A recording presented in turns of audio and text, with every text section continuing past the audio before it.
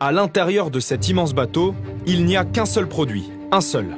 Des graines de colza, naturellement riches en acides gras, qui seront transformées en huile, puis en biodiesel.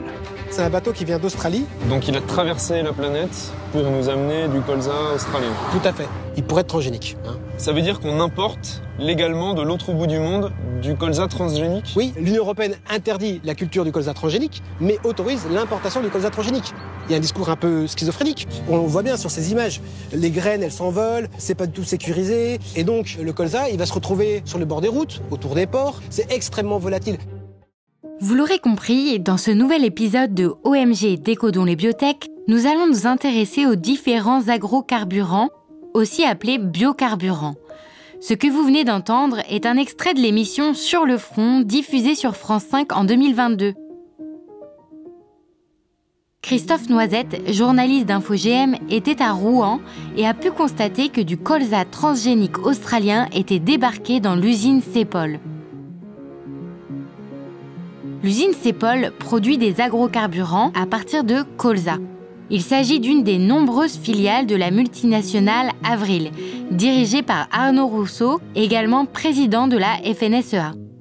Avril est présente dans nos cuisines avec les huiles Le Sieur et Puget ou les œufs Matine par exemple. Lors du tournage, notre journaliste aperçoit du colza qui pousse au bord de la route, près du port de Rouen. Il cueille quelques plants, les fait analyser et, sans surprise, apprend qu'il s'agit de colza transgénique génétiquement modifié pour tolérer un herbicide. Ce colza pousse donc en France de façon certes involontaire, mais illégale. InfoGM alerte le ministère de l'Agriculture.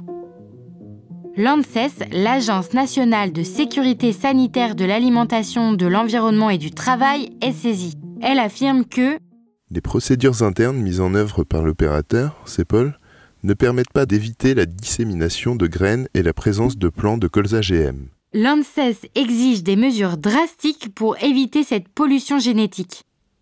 Notre découverte n'est pas un cas isolé. Les analyses réalisées par le ministère de l'Agriculture en avril 2022 confirment la présence de colza transgénique. Plus inquiétant encore, InfoGM a retrouvé des nouveaux plants transgéniques en mai 2023 à Rouen et à Sète, près d'une autre usine Saipol. Pourtant, le ministère nous avait affirmé en avril 2022 que, je cite, « un suivi des repousses sera mis en place sur plusieurs années ». Actuellement, ce sont les agrocarburants dits de première génération qui sont largement utilisés dans le monde. Ils sont produits à partir de cultures alimentaires. Il existe deux grandes familles d'agrocarburants. L'éthanol, de l'alcool issu de la fermentation d'une plante, betterave, blé, maïs, canne à sucre, qu'on incorpore à l'essence. Et le biodiesel, une huile issue d'oléagineux, soja, palme, colza, incorporable au diesel. Ce sont eux qu'on trouve dans les fameux samplon 95 E10, superéthanol E85, biodiesel B10 ou encore diester. La deuxième génération est issue de la transformation de la cellulose. Dans les deux cas, nous verrons qu'ils sont produits à partir ou grâce à des organismes génétiquement modifiés. Comme ces OGM ne sont pas destinés à l'alimentation, l'origine OGM de ces produits n'est pas indiquée. Vous achetez des OGM à la pompe sans le savoir. Des OGM pour fabriquer des carburants non fossiles pour lutter contre le changement climatique, voilà l'objectif officiel. Ces agrocarburants sont-ils un bon outil pour une transition écologique et énergétique? Quels sont leurs impacts actuels? Quelles seraient les conséquences de leur généralisation?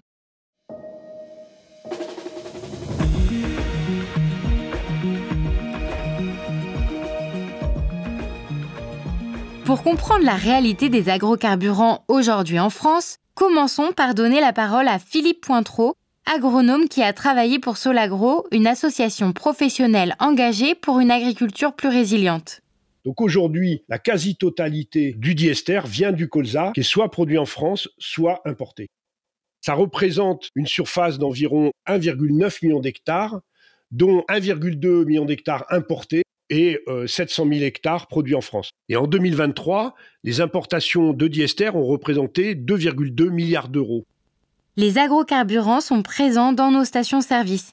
Presque tout le monde en consomme. Et ce n'est pas le fait du hasard ou d'une demande citoyenne. C'est dû à des politiques publiques qui manient la carotte et le bâton. Aujourd'hui, il faut comprendre qu'en France, on incorpore 8,5% d'agrocarburants dans les carburants, donc soit de l'éthanol, soit du diester. L'éthanol dans l'essence, le diester dans le gasoil. Pourquoi on a autant d'agrocarburants en France? Bon, alors il y a une obligation européenne qui oblige les pétroliers les vendeurs de carburant à l'utiliser. Sinon, il y a une taxe très dissuasive qui est de 1,4 € par litre. C'est-à-dire que s'ils incorporent pas les 8,5% dans leur carburant, ils sont taxés de 1,4 € le litre. Donc en fait, cette taxe qui s'appelle la taxe incitative relative à l'incorporation d'énergie renouvelable dans les transports est très dissuasive. Plus largement, une quarantaine de pays dans le monde, dont les États-Unis ou l'Indonésie, appliquent les mêmes politiques d'incorporation obligatoire. Et cette politique a été poussée par certaines grandes entreprises. Selon une étude menée par Oxfam, l'industrie des agrocarburants, producteurs de matières premières, négociants en matières premières, transformateurs et fournisseurs de technologies, ont dépensé entre 14,5 et 19,5 millions d'euros et engagé 399 lobbyistes pour influencer les politiques de l'UE en 2015.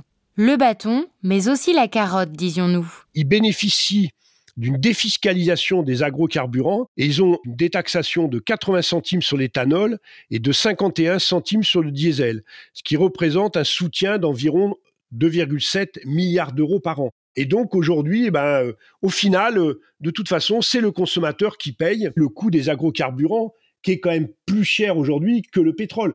Ce qu'il faut comprendre, c'est que sans soutien, il n'y aurait pas d'agrocarburants en France.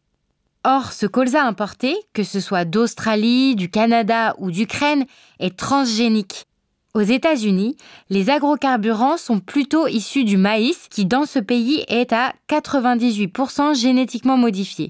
La betterave sucrière, également utilisée pour produire de l'éthanol, est elle aussi largement transgénique aux États-Unis ou au Canada.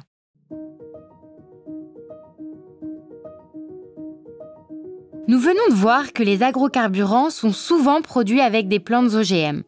Ces dernières ont été génétiquement modifiées pour tolérer un herbicide ou pour produire un insecticide. Dans les deux cas, ce qu'on constate depuis plus de 20 ans, c'est que les cultures de ces OGM s'accompagnent d'une augmentation des épandages de pesticides. Outre leurs effets sur la santé, les pesticides ont un impact sur le changement climatique tout au long de leur cycle de vie, lors de leur fabrication, leur transport et leur élimination. Ces monocultures intensives ont aussi besoin d'engrais en quantité.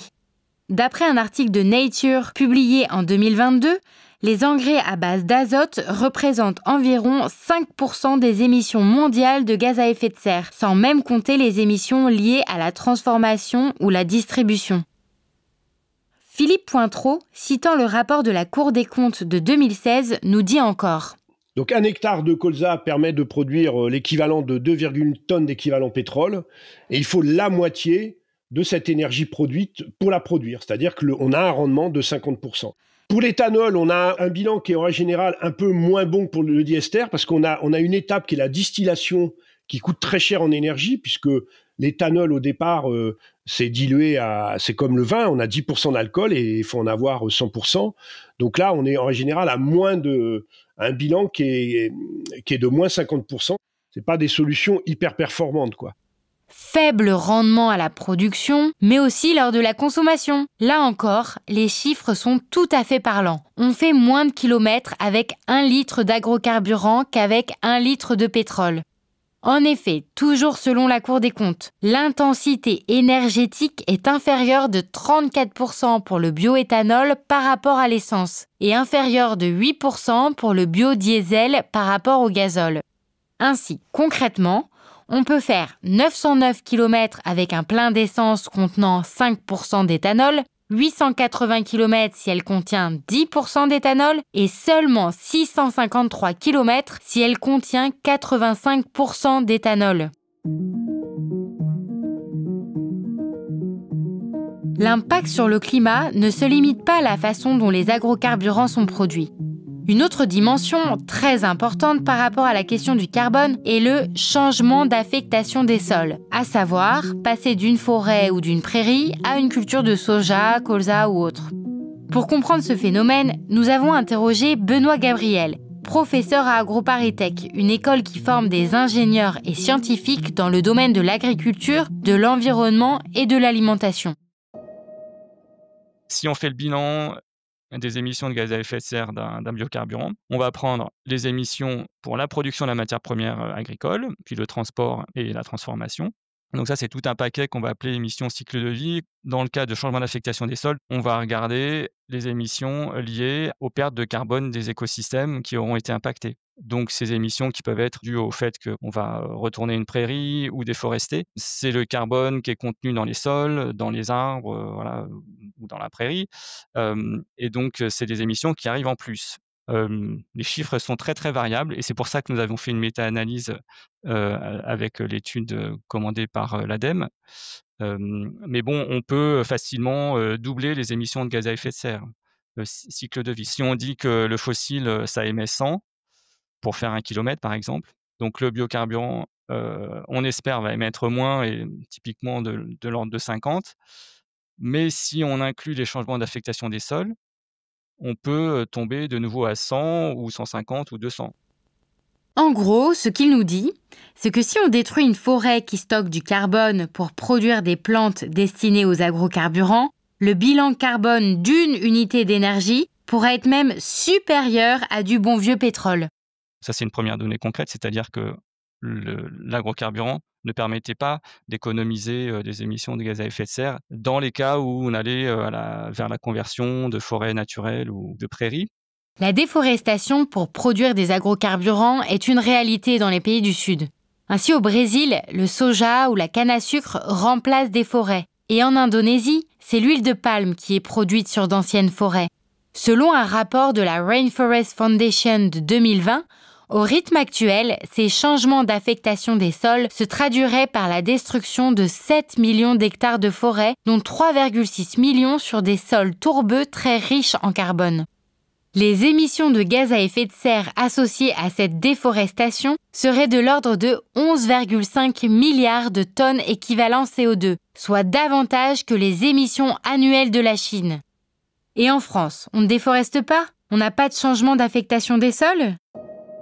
Si on revient en France et en Europe, on n'a a priori pas de déforestation pour produire des cultures énergétiques. En revanche, on a des effets sur la prairie puisqu'on sait qu'on a perdu pas mal de prairies dans les 20 dernières années, qu'il y a eu des conversions de surface toujours en herbe, donc prairies permanentes, vers des cultures agricoles et notamment pour permettre de produire plus de colza. Comme on économise très peu de gaz à effet de serre, de CO2, il faut cultiver la parcelle qui a été retournée pendant très très longtemps pour rentrer dans nos frais, entre guillemets. Benoît Gabriel précise également que ces changements d'affectation des sols ont aussi un impact sur la biodiversité et sur la qualité de l'eau, même s'il reconnaît que moins de données sont disponibles. En effet, transformer une prairie permanente en champ de colza engendre notamment l'utilisation ou une forte augmentation d'engrais et de pesticides.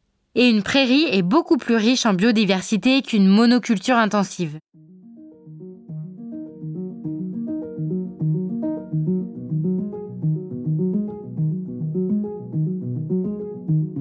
On vient de comprendre, grâce aux précisions de Philippe Pointreau et de Benoît Gabriel, que les agrocarburants dits de première génération ne sont pas très efficients en termes de réduction de nos émissions de gaz à effet de serre, surtout lorsque le colza pousse sur une ancienne prairie ou une forêt. Par ailleurs, les cultures énergétiques concurrencent les cultures nourricières. Philippe Pointreau donne une idée de cela. Si on relocalisait toute la production d'agrocarburants sur le territoire français, il nous dit... Donc on voit bien que si on arrondit à 2 millions d'hectares, pour faire simple dans le calcul, et qui produisent environ 10% de nos carburants, on voit clairement que si on voulait produire avec des agrocarburants 100% des carburants, il faudrait 20 millions d'hectares, alors qu'on a une surface agricole de 28 millions d'hectares. Donc ça veut dire que l'essentiel de notre surface agricole serait utilisé pour la production d'énergie. Et cette concurrence alimentation-agrocarburants impacte le prix de l'alimentation. Pour éclairer cette question, nous avons interrogé Franck Galtier, chercheur en économie politique au CIRAD. Il nous fait part d'un bouleversement assez surprenant dans l'histoire des agrocarburants. À la fois du fait que les produits de l'agriculture étaient utilisés pratiquement que pour l'alimentation et qu'en plus, on a utilisé massivement des intrants chimiques pour favoriser cette production agricole, on en est arrivé à une situation de surproduction. Et du coup, les agrocarburants sont une réponse à cette situation. De la même manière qu'aux États-Unis, on a stimulé la consommation de viande pour arriver à éponger les excédents de céréales, de la même manière, on a promu les agrocarburants. Mais maintenant, on peut se demander ce qui se passe si on change de situation et qu'on se retrouve plus dans une situation d'abondance, mais dans une situation de rareté ou de pénurie. Et Franck Galtier estime clairement que nous sommes en train de passer à une situation de retour de la pénurie. Il nous explique. Pourquoi ? À cause de la croissance démographique, à cause de l'augmentation du pouvoir d'achat qui induit une augmentation de la demande, notamment de produits animaux, qui du coup induit une pression plus importante sur les terres. On estime à peu près que pour produire une calorie animale, il faut 7 calories végétales. Donc plus on consomme des produits animaux, plus il y a besoin de terre d'une certaine manière. Et du coup, dans ce contexte-là, c'est quand même assez questionnable le fait d'utiliser des quantités de terre assez importantes pour produire de l'énergie, alors qu'on a aussi besoin de ces terres pour produire de l'alimentation pour les humains et les autres espèces animales. Mais Franck Galtier évoque une deuxième dimension qui rend les agrocarburants problématiques. C'est le fait des crises politiques, comme la guerre en Ukraine, ou environnementales, comme les conséquences possibles du changement climatique, sécheresse, inondations. Dans ces cas-là, le prix des matières premières agricoles bondit du fait de leur rareté et la faim dans le monde progresse. Alors pourquoi est-ce qu'ils font problème ? Pour une raison très simple, c'est que les agrocarburants sont en fait soutenus par des politiques publiques, et ces politiques publiques passent en grande partie par ce qu'on appelle les mandats d'incorporation, qui impliquent qu'il est obligatoire d'incorporer une certaine quantité ou un certain pourcentage d'agrocarburants dans les carburants qui sont vendus à la pompe. Ces mandats d'incorporation, en fait, c'est des mandats qui sont stables. Ils ne se modifient pas au cours du temps.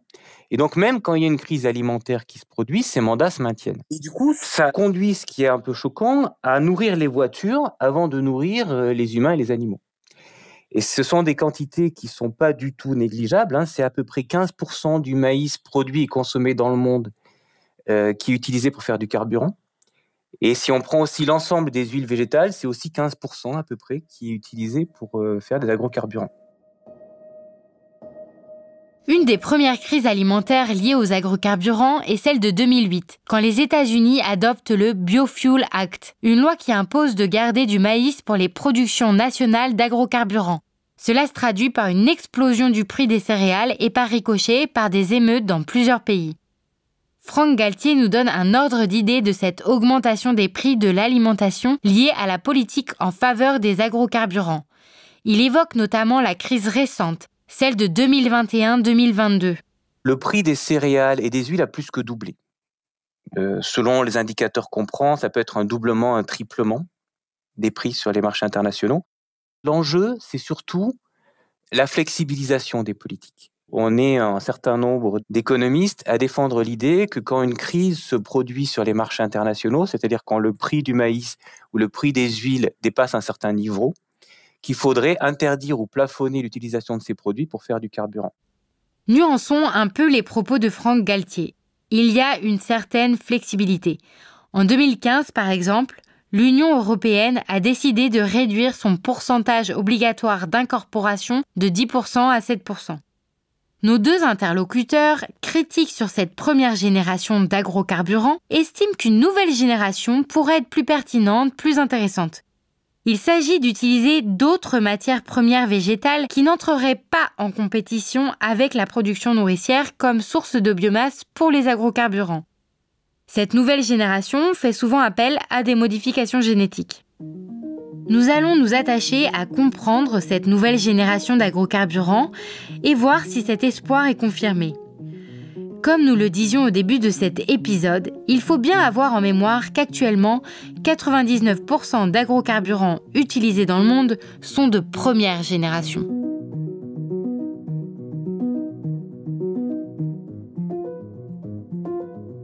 Trois stratégies qui utilisent des modifications génétiques sont actuellement en cours de développement. Premièrement, produire de la biomasse par des plantations d'arbres OGM à croissance rapide, comme les eucalyptus ou peupliers, ou d'herbes dédiées comme le miscanthus.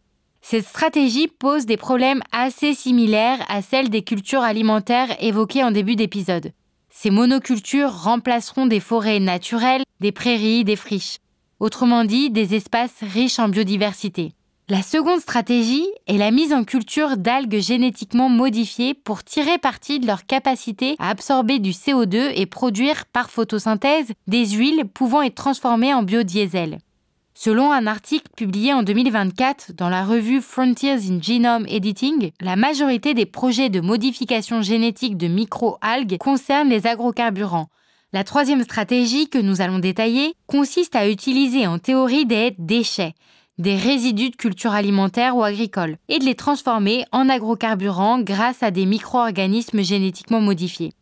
Cela devrait donc permettre de réduire les impacts évoqués dans la première partie de l'épisode.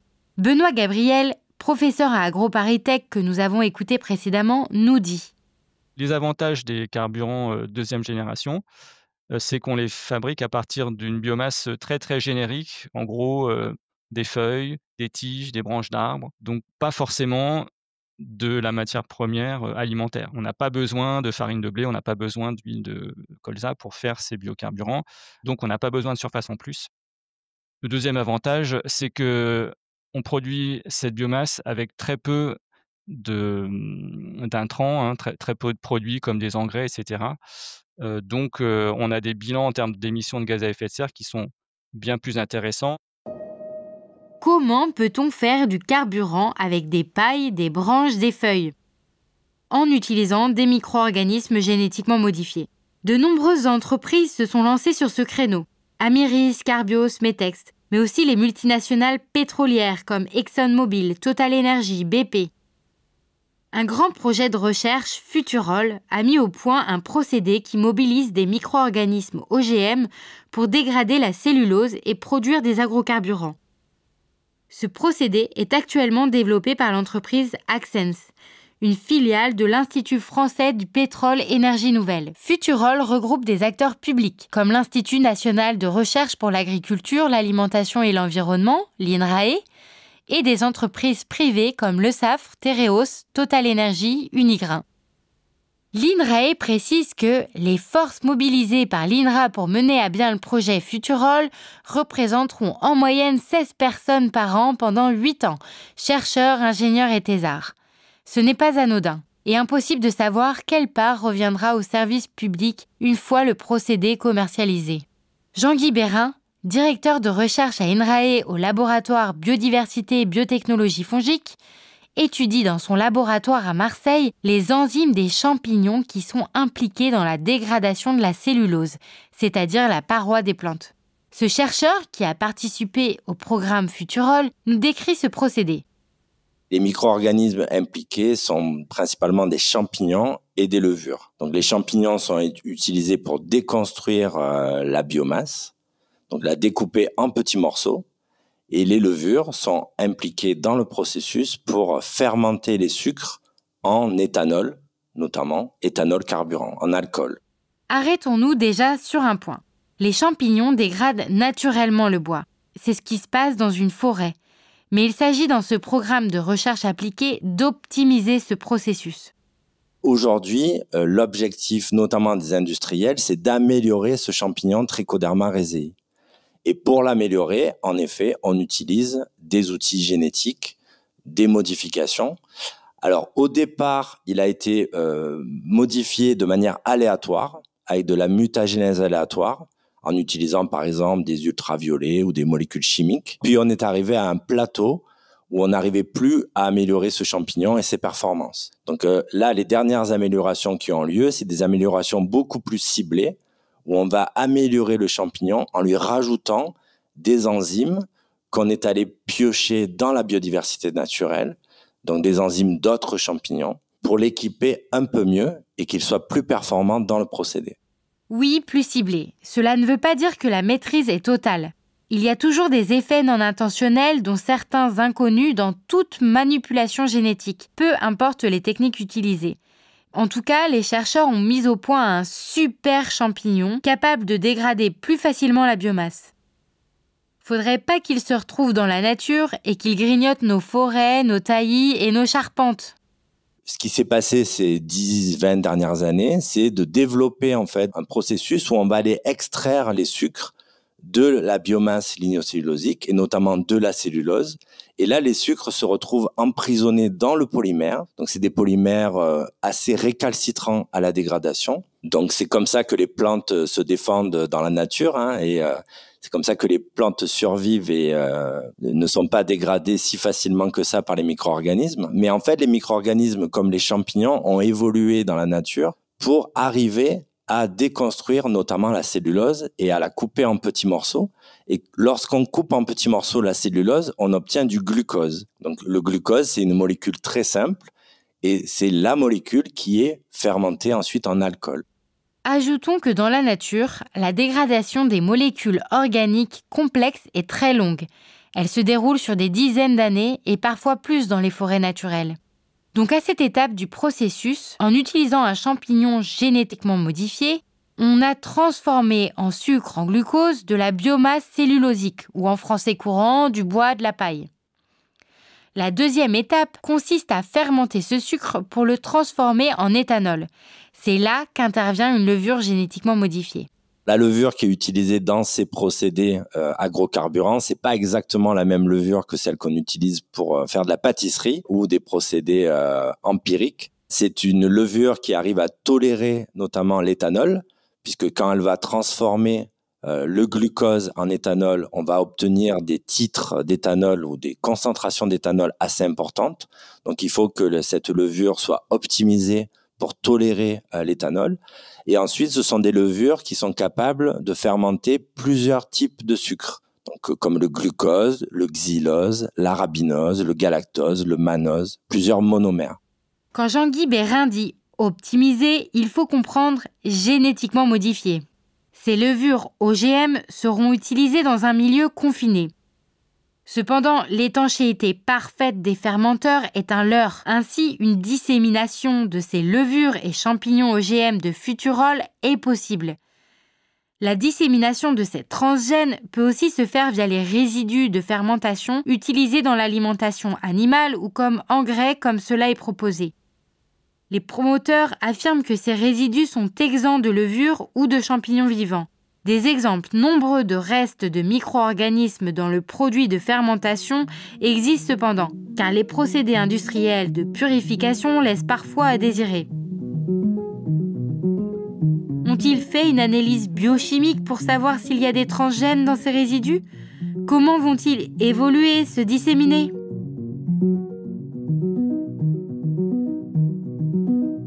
Et donc, grâce à ces nouveaux micro-organismes, l'idée de départ est de faire autrement, d'éviter d'empiéter sur les cultures alimentaires en utilisant des pailles de céréales, des résidus d'agroforesterie. Certains évoquent même l'idée d'utiliser les vieux meubles des déchetteries comme ressource. Cette idée semble pertinente et permettrait d'éviter les impacts que nous avons évoqués précédemment. Mais existe-t-il des limites à l'utilisation de ces déchets ? L'idée n'est pas de raser des forêts ou d'utiliser toutes les biomasses lignocellulosiques disponibles sur le territoire pour en faire des agrocarburants. C'est pas du tout l'idée. Jean-Guy Bérin, en effet, nous explique qu'il faut un retour au sol, car tous ces résidus ont un rôle de fertilisant naturel, indispensable à la vie des sols. Ceci limite de facto la biomasse disponible. Il y a cette conscience en fait collective qu'il faut retourner au sol une partie de la biomasse végétale et prélever qu'un certain pourcentage pour ces procédés-là. Donc en fait, les études ont montré que quand on calcule notamment les gaz à effet de serre, par exemple, l'avantage que peut présenter les agrocarburants par rapport à des carburants classiques fossiles, les études ont montré qu'il fallait prendre en compte d'où vient la biomasse et les pratiques agricoles quand il s'agit de coproduits agricoles. Benoît Gabriel, d'AgroParisTech, insiste sur cette idée de ne pas tout prélever. Pour donner une règle très simple, on ne peut pas exporter les pailles plus d'une fois tous les 3 ans. Donc en fait, on va laisser au sol 2/3 de la biomasse des pailles pour entretenir la matière organique, la fertilité, la qualité des sols, ses propriétés physiques, etc. Mais on sait qu'on ne peut pas prélever non plus tous les résidus de la forêt. Franck Galtier du CIRAD va plus loin et nous met aussi en garde sur la notion de déchets valorisables. Le fait d'avoir une filière qui transforme des produits considérés comme des déchets induit forcément une tendance à favoriser la production de ces déchets et aussi à qualifier comme déchets des produits qui, en fait, ne sont pas des vrais déchets puisqu'ils sont utilisés autrement. Et donc, ça, c'est un peu les effets pervers, on va dire, auxquels on peut s'attendre du développement des agrocarburants de 2e et 3e génération, mais plus généralement de toutes les politiques ou stratégies d'économie circulaire ou de recyclage qui visent à utiliser des produits considérés comme des déchets ou des terres considérées comme des friches. Du coup, ça risque de favoriser la production de déchets et l'invisibilisation des usages qui étaient faits auparavant de ces produits. Et cette prudence, préconisée par les chercheurs de ne prélever que partiellement ces coproduits, est-elle suivie par les industriels? Il semblerait que non. Jean-Guy Bérin nous signale que le procédé mis au point par le programme de recherche Futurol et commercialisé par Axens a été vendu et sera expérimenté dans 2 usines, l'une en Croatie, l'autre en France. L'usine croate, située à Sisak, appartient au groupe pétrolier INA. Elle entend produire 55 000 tonnes d'éthanol annuellement en utilisant, je cite, « des matières premières lignocellulosiques tels que les résidus agricoles et des cultures énergétiques comme le Miscanthus giganteus. Donc, on a déjà dans l'idée de cultiver une plante pour fournir la matière de ces agrocarburants nouvelle génération. Certes, ce sont des plantes qui semblent peu gourmandes en intrants, mais on a déjà quitté le projet idéal de n'utiliser que des déchets. On nous dit aussi que cette culture serait faite sur des terres abandonnées par l'agriculture nourricière. Cela pose notamment des questions de biodiversité. La faune et la flore sauvage aiment beaucoup ces rares zones abandonnées par l'être humain. À l'heure de la 6e extinction des espèces, d'origine anthropique cette fois-ci, il semble nécessaire de ne pas coloniser l'ensemble de la planète. Et quand ces terres seront toutes exploitées, si la demande en carburant ne diminue pas, quelles terres seront converties pour y implanter ces cultures énergétiques ?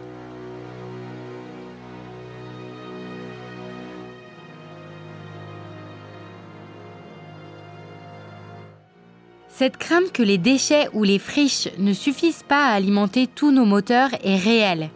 Si on doit garder une partie des pailles et des branchages pour permettre au sol de se renouveler, si on veut continuer à rouler, voler, aller dans l'espace, et si le pétrole disparaît, quels écosystèmes seront mis à l'épreuve ? Le Brésil est un pays qui a énormément misé sur les agrocarburants. Parmi les entreprises impliquées dans cette industrie, on retrouve l'entreprise française Tereos, qui possède notamment la marque de sucre Béguincet. Le Brésil a autorisé plusieurs levures transgéniques pour transformer officiellement la bagasse en éthanol. La bagasse, c'est le résidu fibreux de la canne à sucre une fois qu'on l'a pressée pour en extraire le sucre. La bagasse est considérée comme un déchet, donc en théorie, il n'y a pas de concurrence avec les cultures vivrières. Mais une étude de la fondation Getulio Vargas, réalisée en 2024, remet malheureusement en cause cette image idyllique. Marcelo Santana, chercheur à l'école brésilienne d'économie et de finances qui dépend de cette fondation, explique qu'il existe 2 façons d'augmenter la production de canne à sucre. Replanter plus souvent ou étendre cette culture à de nouvelles superficies. Citons directement la conclusion. Notre étude a révélé que lorsque la production d'éthanol augmente au Brésil, seulement 8% du nouvel éthanol provient de la canne à sucre qui a été plantée de manière plus intensive. Les 92% restants proviennent de nouvelles zones. Et de poursuivre. Dans cette recherche, nous avons identifié que 20% de ces nouvelles zones étaient à l'origine des forêts, ce qui implique la déforestation pour produire les plantes nécessaires pour produire ce biocarburant. 70% des nouvelles zones étaient soit des pâturages, soit elles cultivaient d'autres cultures, tels que le blé et le maïs. Pour le dire autrement, les carburants produits à partir de canne à sucre et de levures transgéniques ont participé à la déforestation au Brésil. Cette publicité d'un biocarburant produit uniquement par fermentation d'un déchet ne tient donc pas la route. Mais cette publicité est largement diffusée en France, notamment autour du projet d'une énorme usine de biocarburants de seconde génération à Lac, près de Pau. Ainsi, son directeur affirmait sur France Bleu, Élise Énergie s'engage à ce que 2/3 de cette biomasse proviennent de résidus, de déchets et les 10% restants de production forestière. Écoutons Emmanuel Macron. On va réinventer un avenir énergétique et industriel à Lac avec Biotijet qui, grâce justement à un jeune acteur français qu'on va accompagner, va créer 700 emplois directs et va nous permettre de créer ce e-biocarburant que vous allez utiliser. Nous avons interrogé Jacques Descargues, ancien secrétaire général de l'Office national des forêts, ONF, entre 1986 et 2005, et actuellement membre du collectif Forêts vivantes des Pyrénées qui s'oppose à cette usine. Avec un investissement prévisionnel de 2 milliards d'euros, elle sera dédiée à la production de carburant pour l'aviation et le transport maritime en transformant de la biomasse liquéfiée avec des micro-organismes génétiquement modifiés. La start-up Élise, qui est aux manettes, évoque un objectif de 75 000 tonnes de kérosène d'origine naturelle en 2028, soit 1,3% des besoins de l'aviation civile en France. Jacques Descargues nous donne quelques chiffres pour montrer ce que cela implique en termes de ressources. Pour produire 75 000 tonnes de biocarburant pour l'aviation, il faudrait à peu près 500 000 tonnes de biomasse, essentiellement forestière, mais on mobiliserait aussi de la biomasse agricole, des noyaux, de l'agroalimentaire, etc. Et on utiliserait aussi des récupérations des déchets agricoles et des déchets forestiers. Mais là, il y a un grand flou sur la répartition de cette biomasse qui est nécessaire pour fabriquer effectivement le biocarburant. À moyen terme, c'est quasiment impossible d'alimenter l'usine uniquement avec des déchets du secteur agricole, des haies et de la paille. C'est tout à fait irréaliste. Il faudra qu'ils utilisent de la biomasse forestière, directement ou indirectement. Pour avoir 500 000 mètres cubes de bois, il faut environ 20 000 hectares de forêt. En moins de 10 ans, ça veut dire qu'il faudrait couper l'équivalent de la forêt de Fontainebleau ou du massif d'Irati. Les études qui ont été faites tant au niveau national qu'au niveau local montrent qu'il n'y a plus de disponibilité. Dans la mesure où la forêt est impactée par le réchauffement climatique, la productivité de la forêt a baissé de 53% en moins de 10 ans. Et d'ailleurs, ils ne se cachent pas pour dire que, de toute façon, eux, c'est pour l'aviation. Donc, ils auront les moyens de surpayer ces produits, ce qui veut dire qu'ils sont prêts à déclencher une concurrence commerciale forte sur tout le secteur de la filière bois.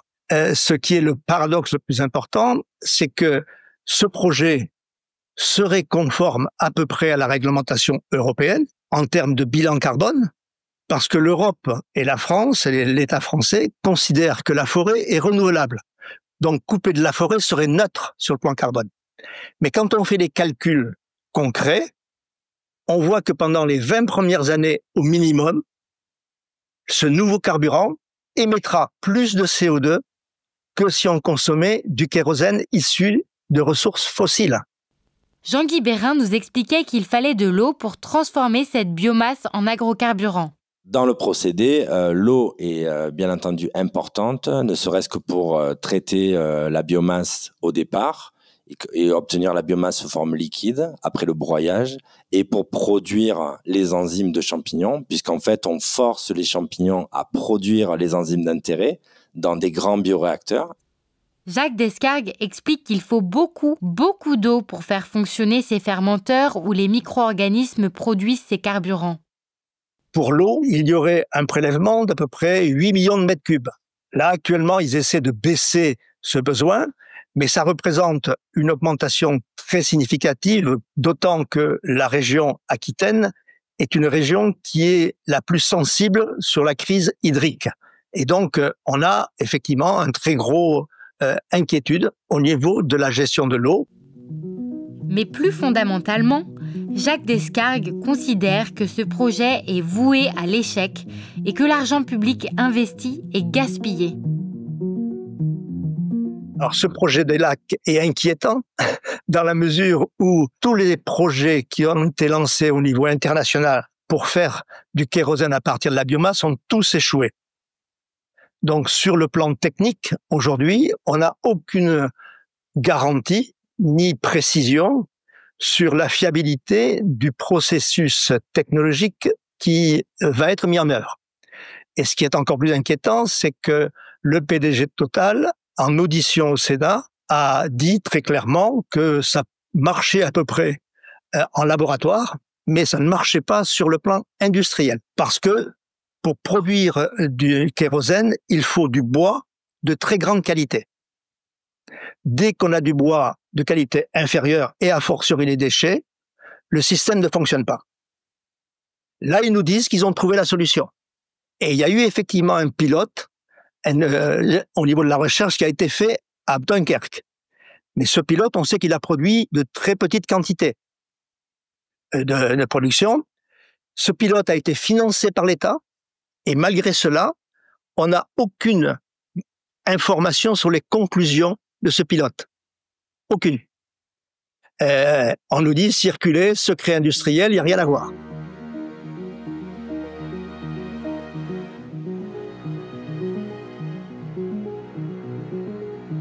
Nos interlocuteurs semblent unanimes. On ne pourra pas remplacer le pétrole par de la biomasse à consommation égale. D'autant que, comme nous le rappelle Jean-Guy Bérin, la biomasse est vouée à être utilisée pour de nombreux autres usages. La pression sur la biomasse va s'amplifier. Écoutons-le encore. Parce qu'aujourd'hui, l'enjeu, ce n'est pas que de produire de l'éthanol carburant à partir de biomasse lignocellulosique, c'est de remplacer toute la filière du pétrole et toute la chimie qui est issue du pétrole. Le rêve de la bioéconomie est plein de promesses, mais notre enquête soulève de nombreuses inquiétudes et difficultés.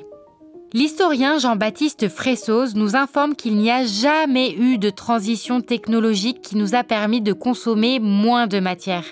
Elles se sont ajoutées. Il dit « Il faut retenir une chose de l'industrialisation. On a consommé une plus grande variété de matières et chacune a été consommée en quantité supérieure. Car pour extraire le charbon des mines, on a utilisé toujours plus de bois. Pour développer le pétrole et les voitures, on a utilisé toujours plus de charbon. Et on pourrait faire le parallèle avec ce qui se passe aujourd'hui. On développe les agrocarburants, mais on continue d'investir massivement dans le pétrole.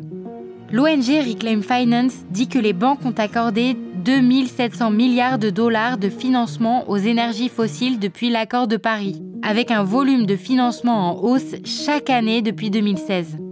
Nous laisserons la conclusion à Jacques Descargues. Donc on est effectivement dans cette fuite en avant où les humains n'arrivent pas à accepter l'idée qu'il va falloir avoir des politiques de sobriété si on veut continuer à exister. Mes collègues forestiers me disent « Jacques, il ne faut pas t'inquiéter, les forêts existeront demain, l'espèce humaine, on n'en est pas sûr. » Vous venez d'entendre OMG Décodons les biotech, le podcast du média indépendant InfoGM. Ce podcast a été réalisé par Charlotte Coquart et Christophe Noisette avec le soutien technique de Plink et en particulier Pierre-Henri Samion et Rémi Sanaka. La musique originale a été réalisée par Julien Fauconnier de Studio Time. Merci à toute l'équipe d'InfoGM et en particulier à Hélène Torgman, Antoine Vépierre et Sylvain Willig. Nous tenons à remercier les bailleurs qui nous ont permis de réaliser ce podcast, les fondations Ecotone, Olga et Nature et Découverte et le ministère de la Culture. Pour en savoir plus sur les OGM et les biotechnologies, retrouvez toutes nos infos sur infogm.org.